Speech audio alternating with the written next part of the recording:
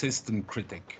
Mm-hmm. And I started my journey with monetary history.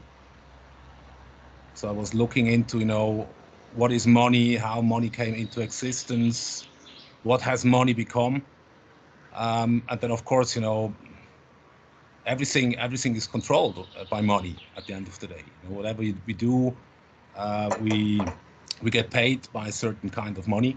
In the past, you had real goods, hard assets, something which was scarce, precious, divisible, easy to transport. That at least, that was at the end of the day gold and silver. And over the last centuries, it became a worthless piece of paper.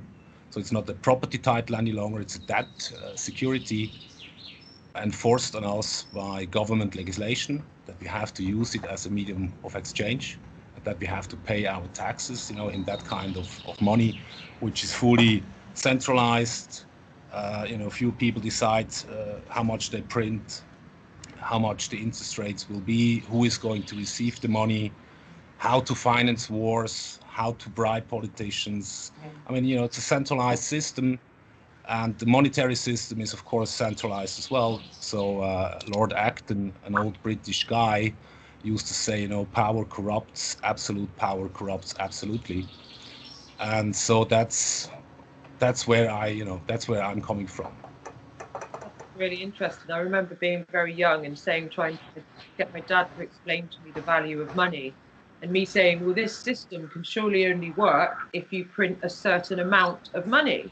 And he said, yes, that's called the money in circulation. And I said, but what if the banks could just print more money? Then surely it would just be worthless. And he kind of nodded and was kind of like, yeah. And I remember thinking, well, then we're all slaves and we're all trapped, surely. And he was kind of like, yeah. And I was only a really small child thinking, well, this isn't good. How do I get out of this system? And then as you grow, you realise that you can't. That's how it feels anyway. Yeah, absolutely. I mean, there is an old saying that gold is money of the kings, silver is the money of the bourgeoisie, and debt or paper is the money of the slaves. So, of course, that's where we are. I mean, right now we have a big debate, of course, about racism again, which is in the focus, in the United States, in the UK, everywhere in the Western world, basically. So, it's a hot topic. And, when decentralized powers basically can finance whatever they want, and also by, with a centralized system, you have centralized structures also when it comes to the economy or to the media, for example. I mean, the media is heavily controlled by a few entities, and they basically run their reality on us, which we should, we can accept it. Or, most of the people don't think that news are toxic. I mean, whatever you find in the news, I mean, it's just noise, it's bullshit, and it doesn't contain signals. At the end of the day, it's really, just to, for a centralized system, you need rulers and servants. And therefore you have to make sure that the servants don't realize what the rulers are playing. And so, you use, strategies like divide and conquer, what we are seeing right now, making sure that the identity groups are fighting each other, so that they don't look up, who is really responsible for the mess and who is promoting those fake incidents, riots, hatreds amongst different groups. Claudio, can you just tell us your background? Noise a bit, the background, yeah. Yeah, no, so can you tell us your background? Just to give context. My background. Can you hear me? Yeah. Okay, so what was the question again? Can you tell us your background? What's your background? Oh, my background is I was born and raised in Switzerland. Then I went through, public education. I never wanted to study because even as a young guy, I just had enough of this learning by heart and repeating. So I wanted to escape from the schools system, and we have a dual system here in Switzerland. You know, you can go for an apprenticeship, so you basically go 2 days a week, you go to school, and the rest of the week you have you work at an employer, you know, do something manually or whatever. I mean, so it's a dual system. And the other stuff, of course, you can go to the universities and become what we can say, you know, today we can say the intellectuals of yesterday became the idiots of today. Okay. So, you know, at universities you really can breed, you know, the master class, so to say. Or, you know, there's an old saying also: only the slave doesn't want to become free; he wants to be slave master. And also, I mean, whatever we see, also, I mean, at the end of the day, it's always about that certain people, when they find themselves in certain groups, have the feeling that they are superior to others. And this can be because of color, religion, gender groups. I mean, all different kind of mascot. I call them mascot groups. You know, it's really this identity politics, because what we completely lack to see is the individual. Yeah. Yeah. And I think that's where we are right now. I mean, so you have basically the mass media, the Hollywood, you know, I mean, even this Corona thing, I mean, it has been kind of like a script, a Hollywood script, like a movie.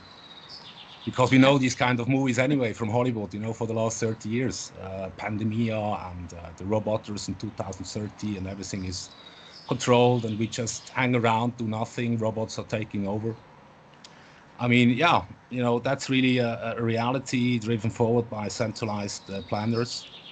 And now that's at stake. You know, some people are waking up saying, okay, I'm an individual, I'm not part of a collective, I'm not taking part in that divide and conquer strategy.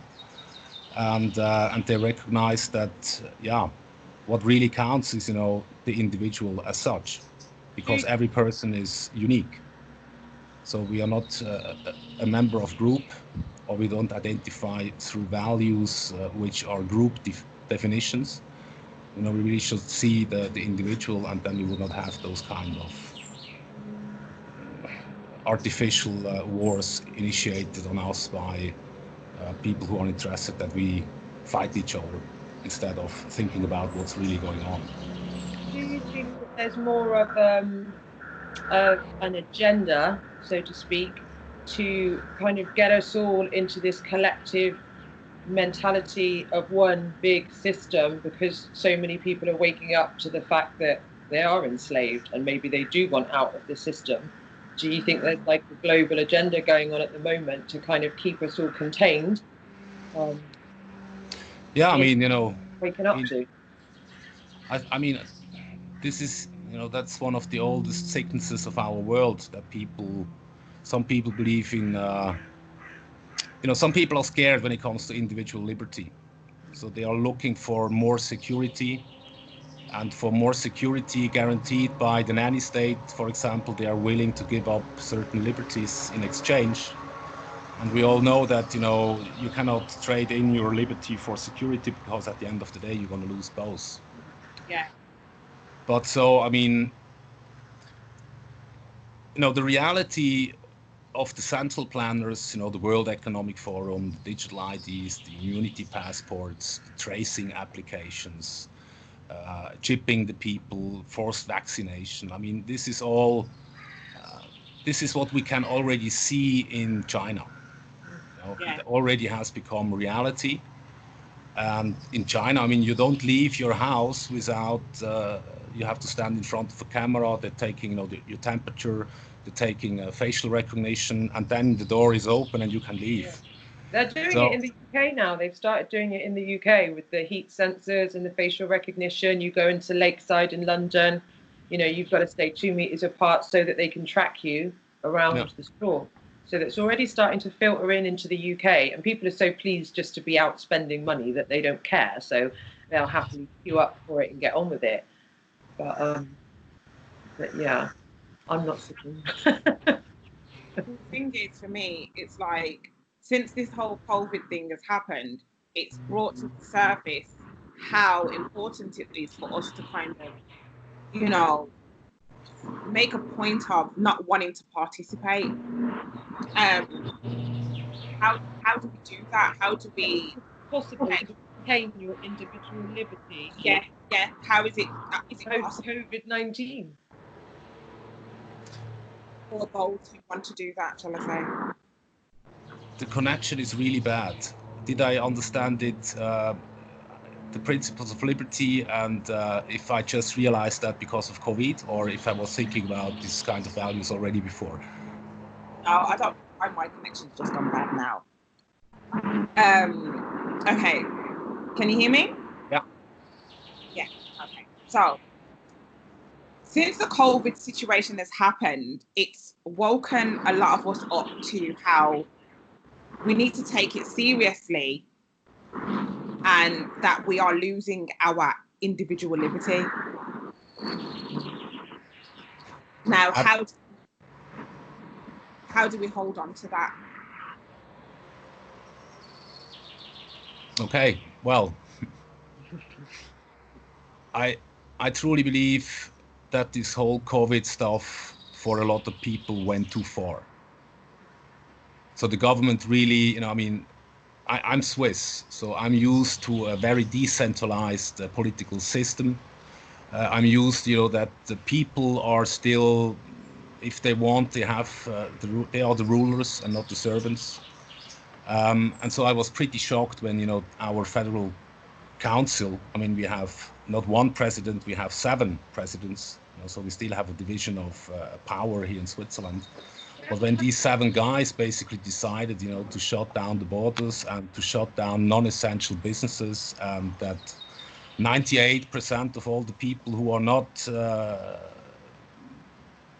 threat when it comes to corona or for that kind of flu, that they had to lock away themselves for several months. So I had, you know, friends of mine, people, they share, I mean, they were always supporting the current system. They understood, I mean, they're in banking and so on, so they were understanding how the system is working. But they always told me, Claudio, as long as I can make money, more money than inflation, you know, I'm fine. I have a house, I have 2 Porsches, I'm having a good life. So, you know, that's the way it is. You cannot fight the system. And of course, now even these guys, you know, called me up, or when we saw each other, they were saying, Claudio, I mean, yeah, you're right. You know, that's what's going on. I mean, what is the government doing? I mean, they are interfering into the private economy.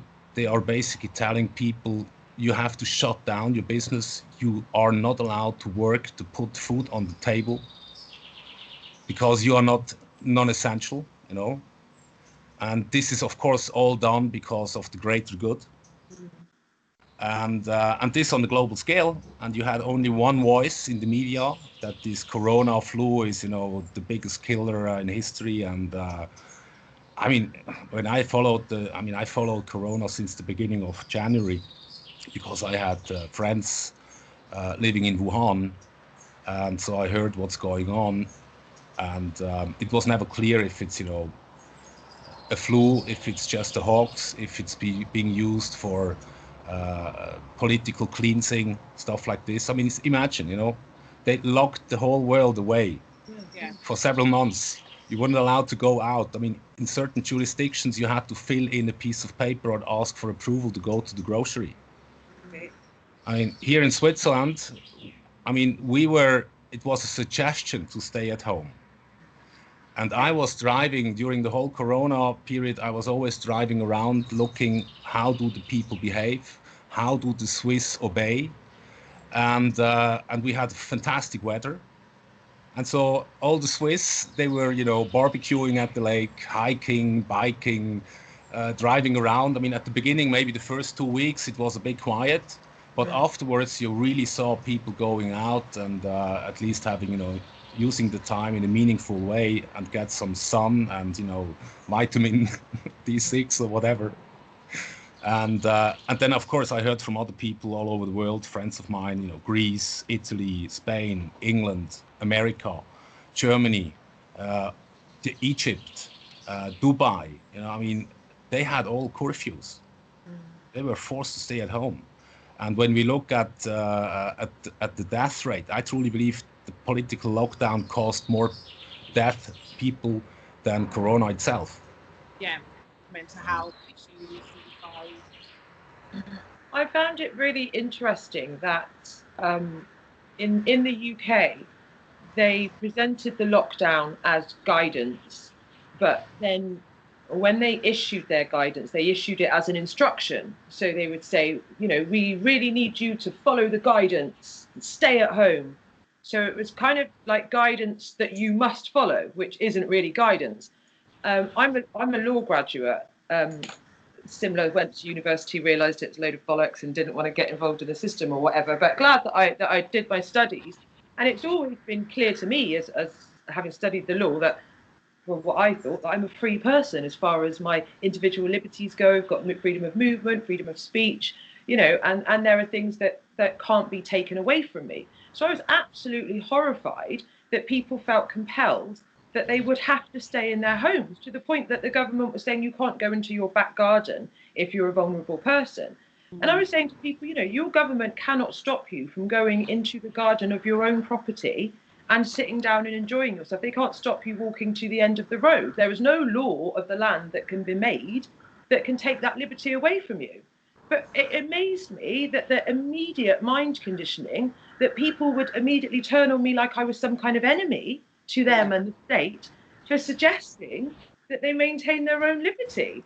And that's the scariest thing out of all of it that I find, is that people will readily accept whatever is told to them, even if it goes against the core principle of them being a free human being, and will do what a government says. And now that I'm aware of that, and that I live in a society that will accept that, I want out. Do you think it's possible to get out?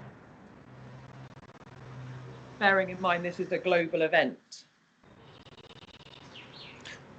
Oh, absolutely. I mean,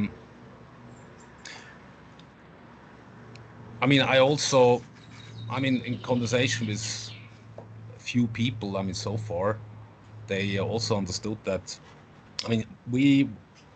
if the masses want to really accept, the propaganda by the mass media as their reality, then we cannot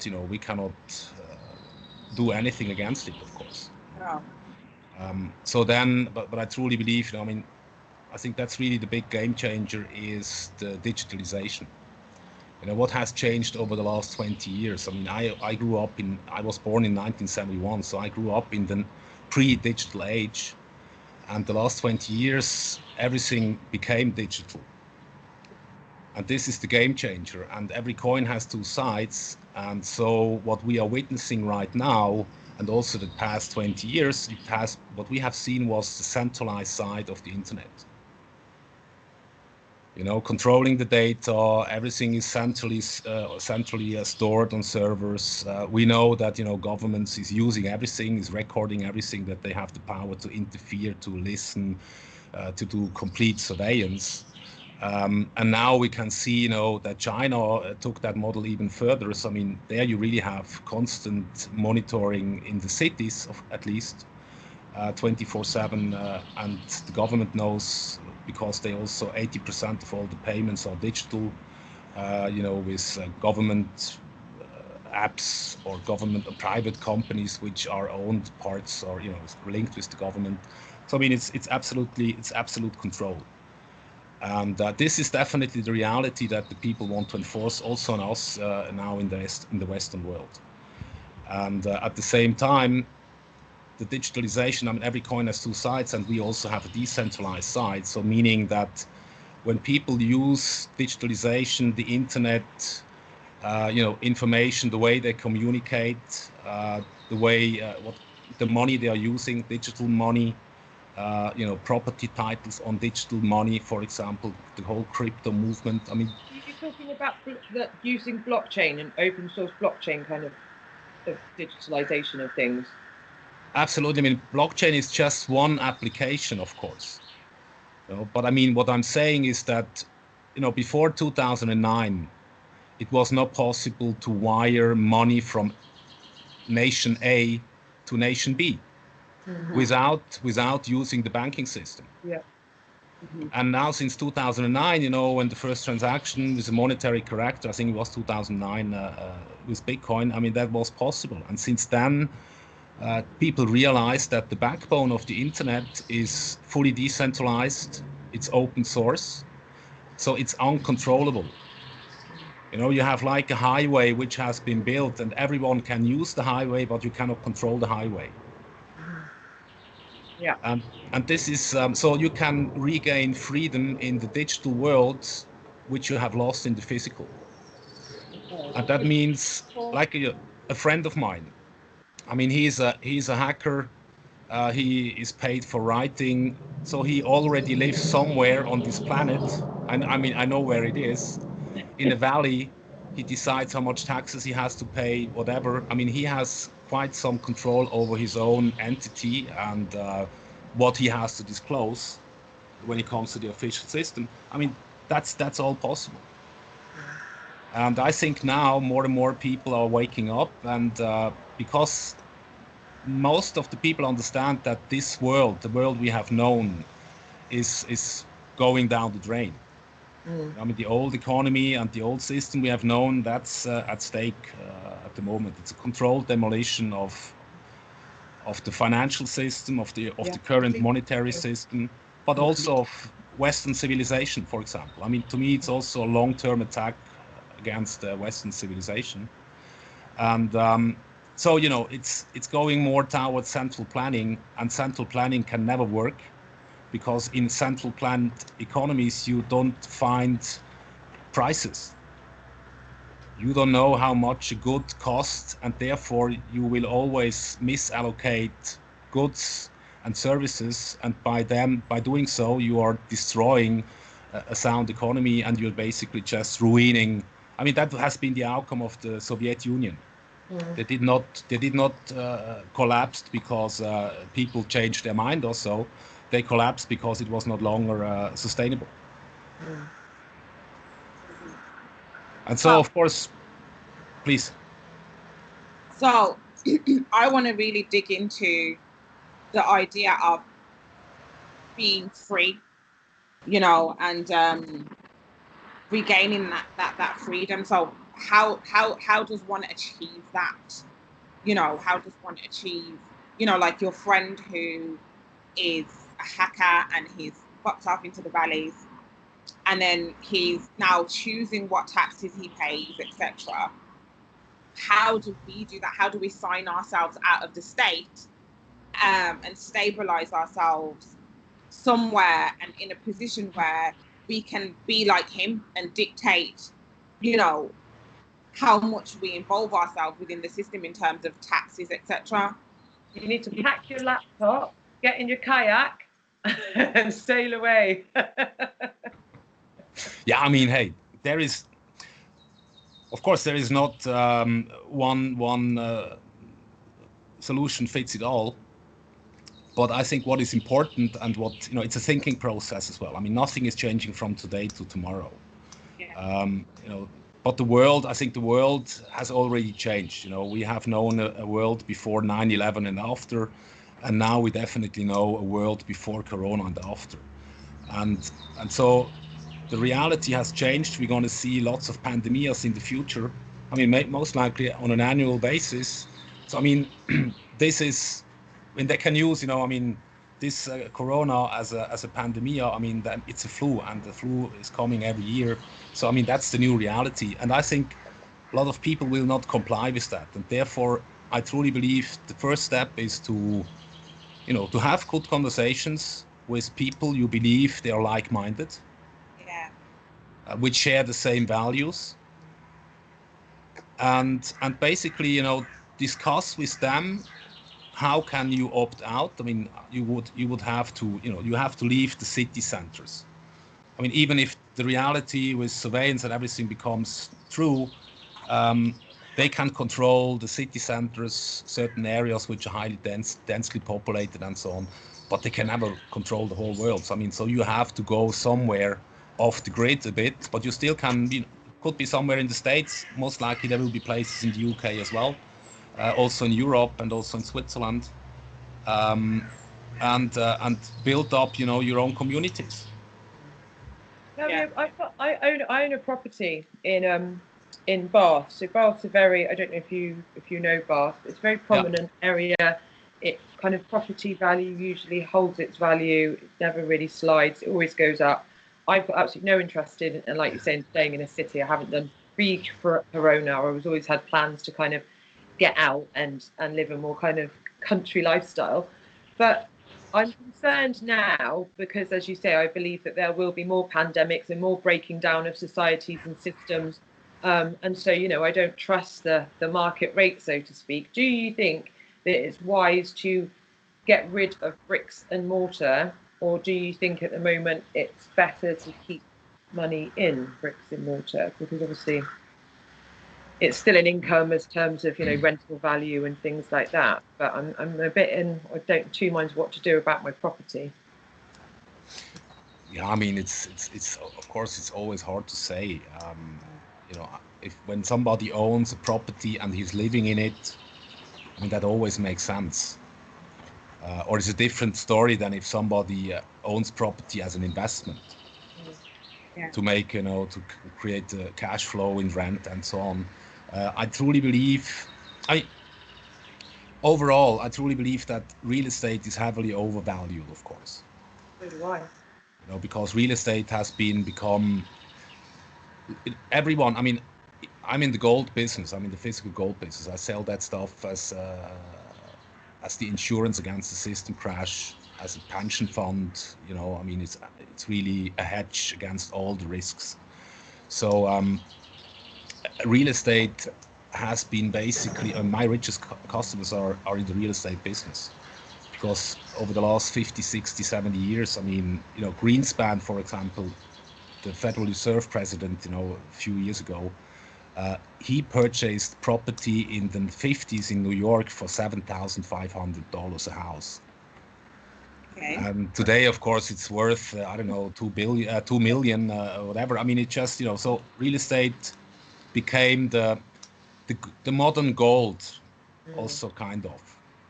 You could not do anything wrong with real estate. Sometimes we had a bubble, it corrected 20%.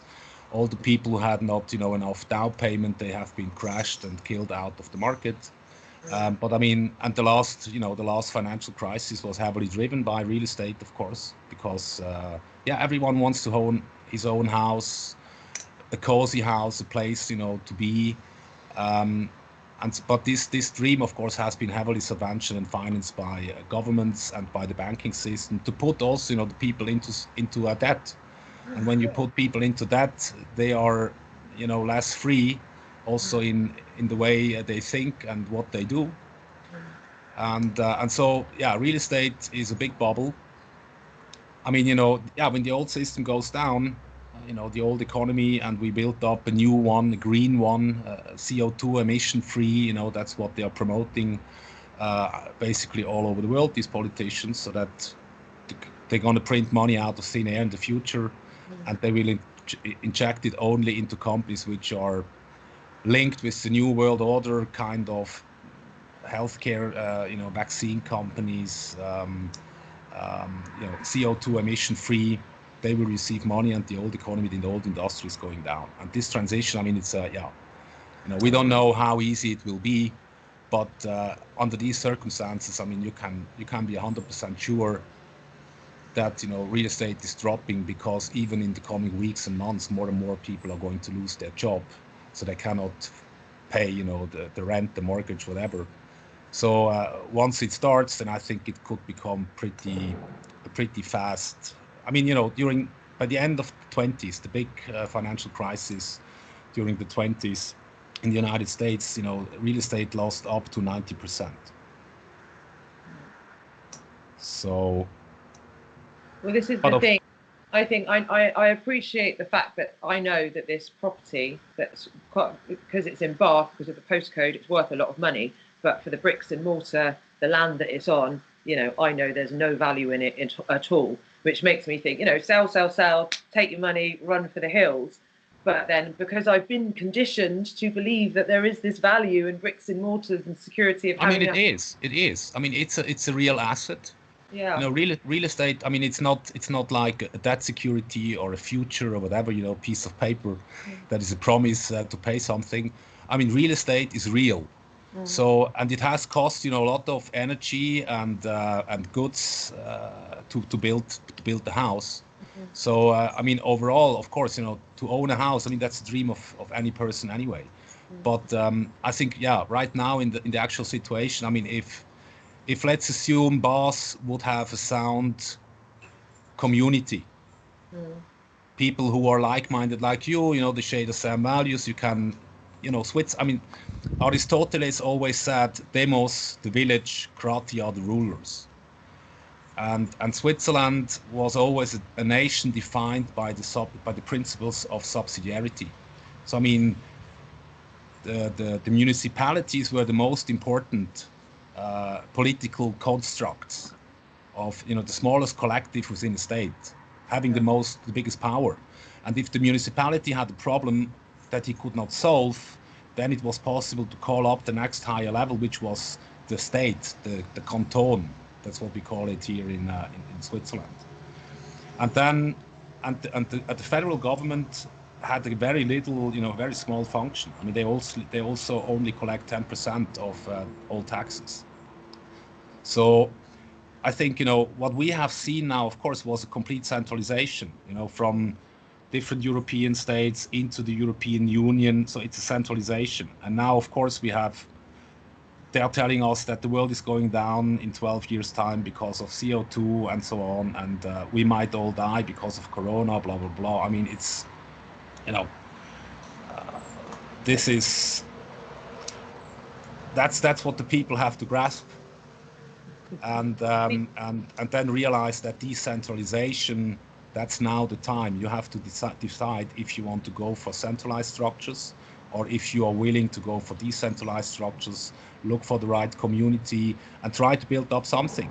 And with the internet, you're linked with the whole world, with cryptocurrencies or property titles on, private money is going to start. This is the area of privatization of money. And then we have 3D technology, we have 3D printers. I mean, everything is possible already for a certain amount of people who are able to create value from anywhere where they are, or maybe to fit into a community, because yeah, you need a butcher, you need a farmer, you need some people cleaning the streets, whatever. But this can all be privatized on a very much lower level, where you basically agree as a community to certain rules. And I think that's what is going to also accelerate in the future. I hope so. And I think that's the only thing you can do, so open up the conversation, talk to the people. As long as people don't understand that collectivism, that it's all about collectivism versus individualism. It's all about centralization versus decentralization. And of course, as long as people, I mean, I don't know, the next coming months, I'm very negative when it comes to Europe or the United States. I truly believe we might see, kind of civil war, but definitely, riots, especially in France, the USA. I mean, also other countries will follow because, yeah, the economy is going down. A lot of people will realize that they have lost their job. Yeah. A lot of people will realize that tourism is not coming back. So 75% of all tourism is not coming back. So restaurant owner, bars, cultural people, they will all lose their income. Yeah. Yeah. People are still definitely looking forward to that summer holiday that they're never going to get. I don't know why people think they're going to be whipping around on planes in the sky, burning fossil fuels like we were last year. I keep trying to say to people it's not going to happen. But I suppose that, like you say, it's terrifying for the average person that doesn't really think about it, that does presume everything's going to go back to normal. When that penny drops, and as you say, they realise they've got some very sick relatives, the hospitals aren't reopening, they're not going to be on holiday, the house prices crashing, the kids are not getting educated and things are not going back to normal and they don't like the new normal. I agree that things will kick off. and I don't really want to be around when they do. I mean, we cannot say how fast that it's going, or when it will crash. I mean, that it's going to crash, I think that's for sure, because everything comes to an end, and it's not possible to create wealth out of the printing press. Because if it would be possible that we just can, print money and have a super life, why then the government doesn't give us 1 million British pound on an annual basis, and we all live a happy life? I mean. So we all understand in a way, this is, maybe it's still the scarcity of goods and services is more important than the scarcity of money. And right afterwards? Please. What do you think life is going to look like after? Well, now, what's life going to look like now? Now it's open, everything's opening up. What do you think? What do you foresee? Have a look at the United Nations Sustainable Development Goals, Sereena. It's all there, mapped out for you. So how it will play out in the future? Yeah, so what is it going to look like? What's life going to be like now? I mean, I've done research into it. However, these are the kind of questions that people will want to know, will want answers to. You don't mind, hopefully. I don't know. As I said, at the end of the day, it's also a cultural war. It's really, and it's a war against Western civilization. I mean, when you look around, it's the destruction into the institutions of the Western world. It's not only the destruction of the institutions when it comes to our political system, the banking system, or whatever is related to the government. I mean, it's really because people only lose faith into the institutions, and then when this is happening, then basically you have hyperinflation and you have the collapse of the system. And this war against Western civilization is, I don't know if you're familiar with the term cultural Marxism. It's basically a kind of thought which is coming from, has its roots in Germany back in the 30s, the Institute of Frankfurt School, and they basically they were all old Marxist, Horkheimer, Adorno, Fromm, Marcuse, and their aim was to destroy Western civilization, meaning they wanted to destroy the concept of the family, because the family is the core element of fascism. They want to destroy the capitalistic system. They want to destroy, the belief system. I mean, God, religion, basically Christianity, because Christianity is the Western world as the dominant religious belief system. They were using political correctness to control the thought, to control, the opinions of the people. And the logic behind the way they used political correctness was that everything is logic which is destroying Western civilization, and everything which is defending Western civilization is off the topic, political incorrect. Mm-hmm. Sounds familiar. And at the same time, their battle cry has been the long march through the institutions. So, the Frankfurt School, basically, of course, they had to flee because of Hitler, Germany. And so the guys went to Harvard and Hollywood. Of course they did. Hey, I mean, yeah, So they had a strong influence because they were also responsible for the 68er. I mean, all the 68er movement has been inspired by the Frankfurt School movement. So Joschka Fischer and Gerhard Schröder and even Angela Merkel and certain guys in the States, of course, they were, that was this cultural Marxism, cultural revolution, Frankfurt School. And a lot of these guys, because, the long march through the institutions, these guys are now sitting in politics, they're sitting in universities, they are the establishment, or they became part of the establishment. And now they are trying us actively to divide us into different groups, politicize everything, and using the media to, to basically force artificial stuff on us, like this racial war, which we are seeing right now in the United States, which is really, I mean, it's an agenda. It's like the Hollywood script. They want to keep the people dumb.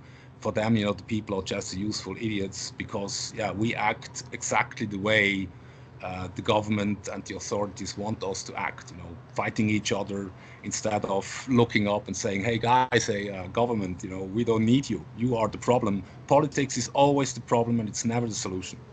Yeah.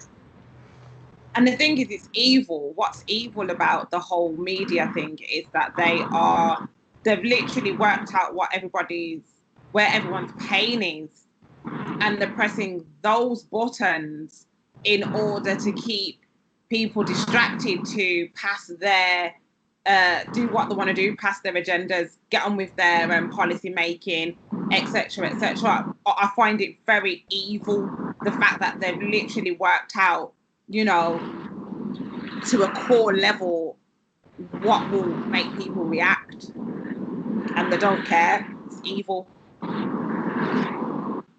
I mean, that's... Sorry.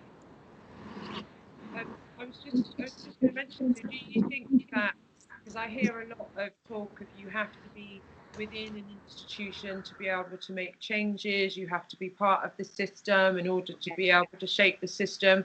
Do you kind of agree with that kind of approach to things? Because I've got a lot of people trying to tell me to run for council, which I have no interest in doing. But it's these kind of things that I'm always like, oh God, am I being brainwashed? Am I really thinking for myself? You have to stop and think. I hate the system, but then at the same time, if you can't break out of it, do you need to get into it? What do you think about that? Would you just think it's just stay away from the Babylon system? Yeah, I mean, it's really hard. I mean, most of the people, when you go into the system, until you reach a certain level or have a certain influence, I think then you're already corrupted. Yeah, I agree. So to me, I mean, they have always been certain exceptions. Guys like, so I'm an anarchist anyway. I don't believe in one fine day I have to be responsible for my life, not in front of a government servant. It will be the guy who created me, or you can call it God, or you can call it the nature or universe, whatever. I'm responsible for my own life, so I have to face once, what kind of life I have lived at the end of the day. So you would say that it's more about setting up your own system or your own village, and so that you can kind of be a part of that when you need to, and be a part of and be in your own, so you're not so vulnerable. I mean, let me now. I mean, I know, for example, there's a guy in the United States, Ron Paul. I don't know if you're familiar with his name. No. Ron Paul was a presidential candidate in 2012 and 16, or 2008, 2012, for the Republicans, and he's known as Dr. No. He's a guy that gave birth to babies. I don't know how many thousands of babies, and he moved into politics because he wanted to defend liberty. He wanted to defend, the American Constitution, and he was very principled, and. So he did that, I think, for, he was on and off, but I would say overall at least 20 years. And he always remained on a sound path, and he reached out to a tremendous amount of people in the United States, even internationally. Ron Paul has been one of the guys that basically infected me with, liberty, the principles of liberty, and why it makes so much sense, and so on. So, I mean, but he has been, a politician. Then I know, Václav Klaus, he's the former president of Czechia. He's a classic liberal. I did an interview with him about Corona, where he was saying, this is going to turn into 1984, Aldous Huxley. Because, all the guys in the East, they, which grew up under communism, they understand that the new system is basically the same, just in a different color. So but it's pretty hard to find, a former politician with a decent voice saying what he thinks. And so Václav Klaus is one of the guys. I know another one in England. A friend of mine is Godfrey Bloom. Definitely, the values. He's a conservative, of course. I mean, it's not. But he also moved into politics because he wanted to keep, Britain out of the EU, because he was against that centralization. And he once told me that he wanted to create, a classic liberal party, but that he failed. So, I mean, at the end of the day, because a political movement or a political party most likely is also always part of the problem and not part of the solution. And in politics, you have to bribe your pressure groups. Yeah. If you're there and you promise the people, hey, I give you liberty, I can give you more liberty. Most of the people say, what shall I do with liberty? I want to have, a minimum wage or an insurance for this, or a universal basic income, or 2 weeks of vacation more. I don't know. Yeah, people are going to want something, can't they? Yeah. Well, it's just a shame. That's what I mean, because I feel the same way, that just a top-down approach is always going to be corrupted, because you need to get to the top to get anything done. So you're vulnerable to corruption.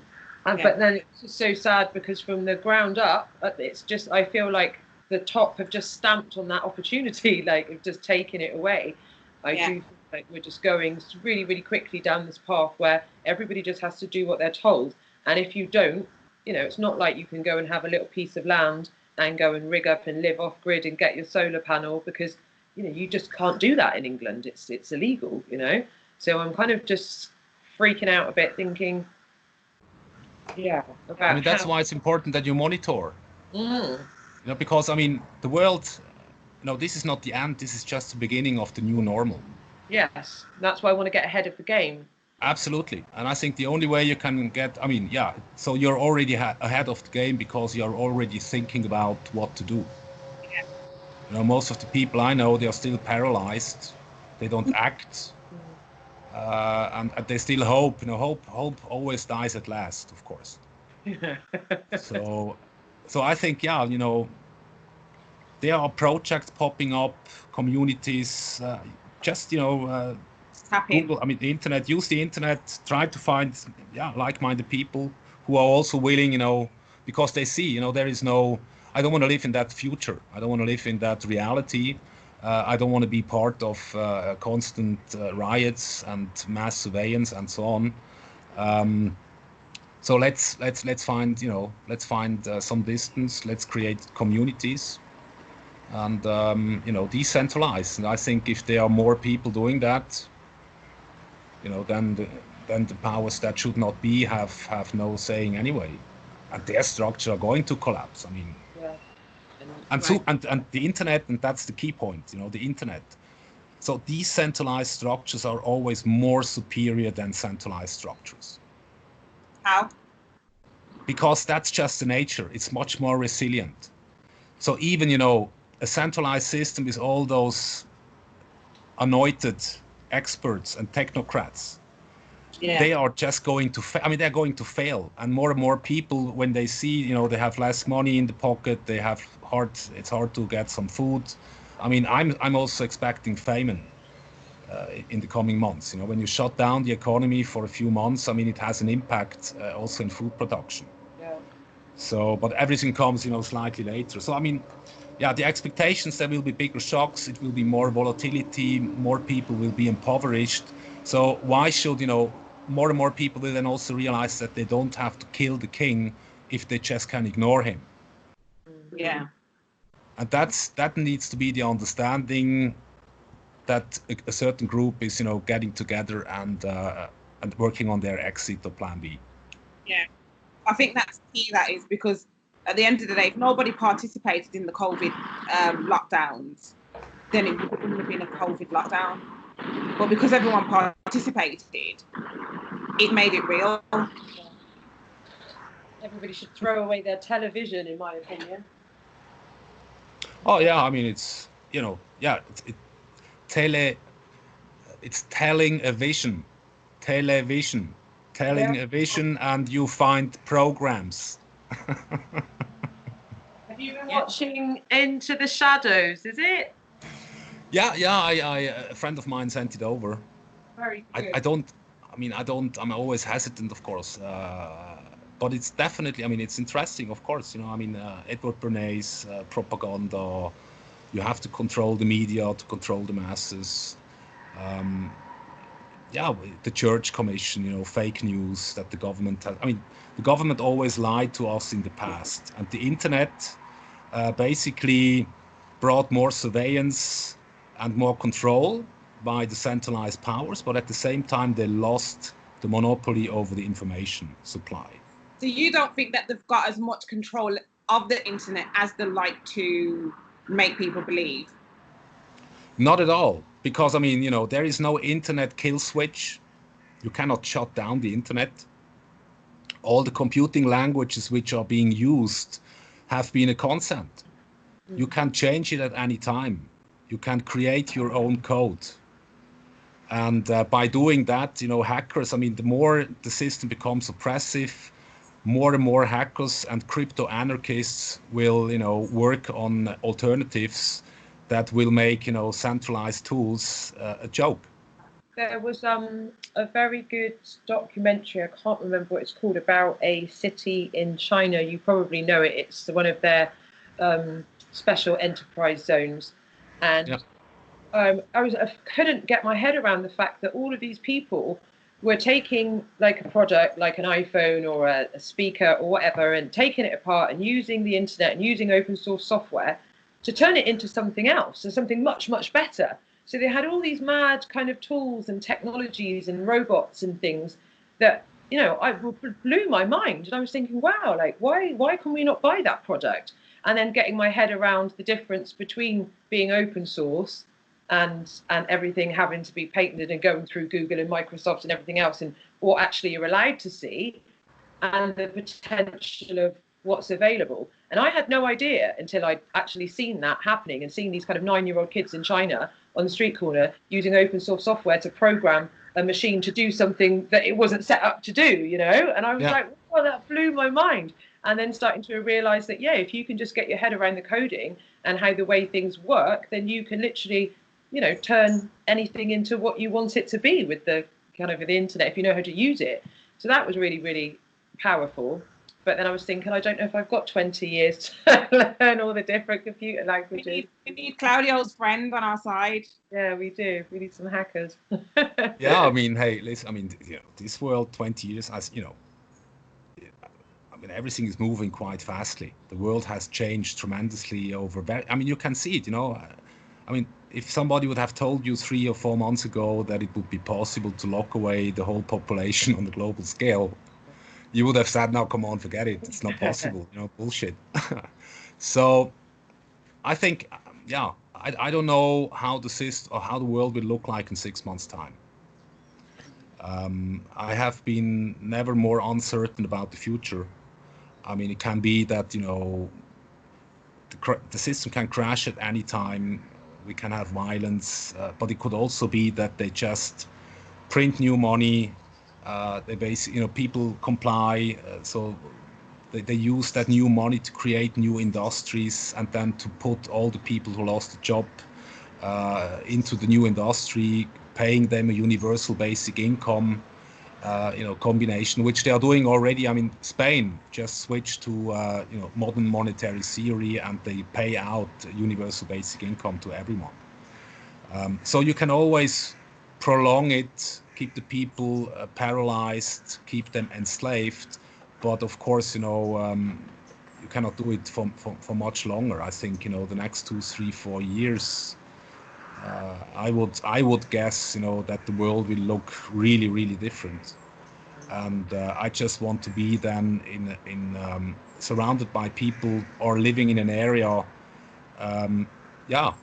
where I'm not exposed to millions of masses living in cities, don't know what to do, don't know what to, and also the degeneration. You look at people, the Yaos has been so intellectually destroyed.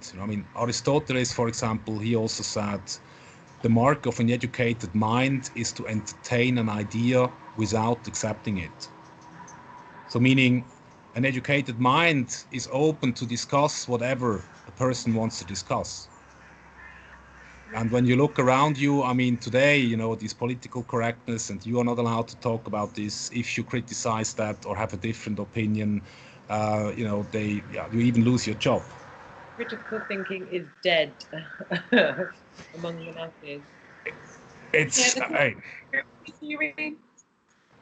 Sorry? They call it conspiracy theories now. So if you critically think about something, you're now a conspiracy theorist. It's true. Yeah. And, you know, to be honest, when you look back into history, conspiracy is the driver behind history. Yeah. You know, even you know, I think we are old enough. Okay, Sereena, I'm not 100% sure, but you know, the first Iraq War, the second Iraq War. I mean, I was there. I was alive. I saw the lies. I saw the propaganda, and afterwards it was yeah, people knew it was. We have been lied into a war, into two wars, for sure. So is that a conspiracy, or you know, or two planes, two aluminium planes are killing 3 steel towers? Yeah. What? It's crazy, isn't it? I mean, I feel like I live in the twilight zone sometimes, thinking, what do people think? Yeah, the Matrix. You know, deplugged from the Matrix. Who do you know critically think and are okay with thinking outside of what's being told to us. We just don't want to be in the matrix, or if we are in the matrix, we want to know that when we're not vulnerable, you know, because we don't know. And I think that's what it is for a lot of people who I've spoken to. They just want to know that they have that level of awareness because we are in a matrix. Yeah. But yeah, you know, people are waking up, so the information is there. Everyone, I mean, yeah, people just have to start to think independently. I mean, this is really, you know, we had the Enlightenment during the 18th century. We had the abolishment of slavery in the 18th century. You know, we had, I mean, you know, we had industrialization. I mean, the last 250 years were amazing. And one of the Western civilization advantages was really the Enlightenment, meaning use your own mind independent of another person's guidance. You know, sapere aude. And the way people can enlighten themselves is by reasoning. So having an open debate, talking about everything, and that's the only way how people can enlighten themselves, you know, to fight, because people are reasonable. I mean, that distinguishes us from animals. You know, we can use reason. We are a reasonable being, and reason drives us towards the good automatically. So you have to, I mean, what these guys have been doing is, you know, just making sure that people don't think at all, or that they are so confused that they don't know what to believe anymore. And because they don't know what to believe, so, but you know, we are all, we would like to be members of the society and so on. So then they have to take a side. And as soon as they do this, then they are back, of course, in this Hegelian dialectic, divide and conquer strategy. And then, you know, problem, reaction, solution goes on. And you create the next problem, you provoke the next reaction, and you come with a solution again, and so on and so on. That's the constant class struggle. That's also the materialistic dialectic defined by Karl Marx and Hegel. So, you know, I mean, you find a lot of you know, similarities in the past. Of course, you know, the more you dig for the truth and the more you go into history, at the end of the day, you don't know if that what you have read is really the truth. Yeah. And I think, like, for me, as someone who's got over 6 years of experience with in the on the topic of psychology, especially spiritual psychology, there are ways to train your mind to be able to think. because a lot of people, their issues consume them because of their inability to think, and don't feel bad or guilty about the fact that you're not able to conjure up your own ideas outside of a circumstance that's been presented to you by somebody else. And the way that you expand your thinking is by taking a small situation that's not too overwhelming and just writing down the possibilities. Possibilities meaning the things that could happen based on that circumstance. And just take a small situation, write down the possibilities that could happen based on your own thinking and your own ideas. And then up it. So create look at more circumstances, more difficult situations that are hard to face and admit, and create ideas and happenings around that idea. So for example, it could be, what happens if I lose my job? Okay, Sereena, so on that note, because this is a problem I've got, I'm looking to create anonymity to protect my privacy and my identity, because I'm aware that the state wants to capitalize on all of those things. Okay. So I don't want my money in the bank, the deeds to my property necessarily, they're all in my name.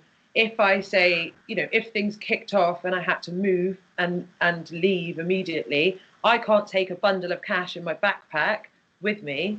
What does one do with their money now?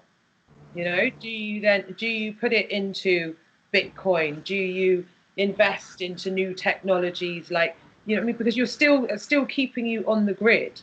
Yes. Like that's what I can't really fathom. And because I don't have any experience or knowledge of, unlike you, Claudio, of how banking and how all this stuff really, really works, to me, that's what keeps people in their box, is because what do? You don't just get a swag bag and run off to the hills with loads and loads of cash and hope that nobody steals it or nobody sets it on fire or whatever. Like, what really do you do, But there you go. So take it one step at a time. Do you know what I mean? I'm already there. I'm stuck. That's why I'm here talking to you. So exactly. So you take there you go. So exactly. There you go. So now you've taken it. You've gone outside of the thinking. You're expanding thinking. So you're having the dialogue. You're having the conversation, and then you're going to go away and you're going to think about what we've talked about. You've written that, taken notes, and you've written down your options according to the fact that you've expanded your thinking. So therefore, you're going to have more ideas. So that's my point. You're actively doing that. Yeah. And then you're going to take that information and then you're going to go out and try and find more information and expand your ideas. How to move my money with me. I can start thinking about, seriously getting out. Yeah, so you're not really ever out. You're just moving location and you're still trackable and all of those things. And to me, it just seems futile. I've got a big family and everybody's kind of going, we want out of the city. Where do we go? What do we do? Do we need to leave the country? Do we just stay and make ourselves kind of like less visible? And I don't know the answers to any of those things, but that's what I'm trying to work out. Yeah, and that's you expanding. You're thinking. So I think the fourth industrial revolution is upon us, and what do you do if you don't want in? Well, this is the problem. As a society, we haven't created other options, No. And that's why we're here having this conversation today. It's important for us to create other options outside of the system. We've given them we've given ourselves to them without realizing it, and then we have children, and then we give our children to them without realizing it, and it's all one circle. And what we're trying to do is rein that in. That's the whole point. And that's not going to be something that's going to happen in a day. It's going to take a level of being compassionate and empathetic to our own thought process. You need to go, Claudio. Wow. My battery is running out. So that's what I'm going to have to shoot off But very soon anyway. My kids don't let me in. So yeah, we can talk about continue, because basically that's what we need to do, innit? And I was saying it in terms of what watching this, you know, how for them to expand their thinking and, you know, have a high frequency thinking rather than a low frequency thinking. I was saying it in that respect because we are actively doing that now. So Claudio, thank you so much for being with us. Have you plugged it in or? No, he's no, I can't. I'm still on the balcony. My kids, they don't hear me, so it's a problem. But maybe I'm offline in a few minutes or seconds. Okay. Because I wanted to talk about gold and the wealth and how we could get involved in that, but maybe that's a part 2. And thank you so much for your knowledge and your sharing. You're very welcome. It was a great pleasure talking to both of you. And yeah, maybe one word, you know, yeah, take. Oh, there he's gone. Has he gone? Gone. Damn it. Ah, no. Get that email on. Yeah. No, he's gone, I think. His battery must have done in. It's gone. Oh, anyway. The crucial moment as well. I was like, what's he going to tell me? What's he going to tell me? Oh, my God. So what we'll do is I'll try and save this now, and then I'll ring you in a moment, or we'll go on to. Really good, girl. Great in it. Listen, we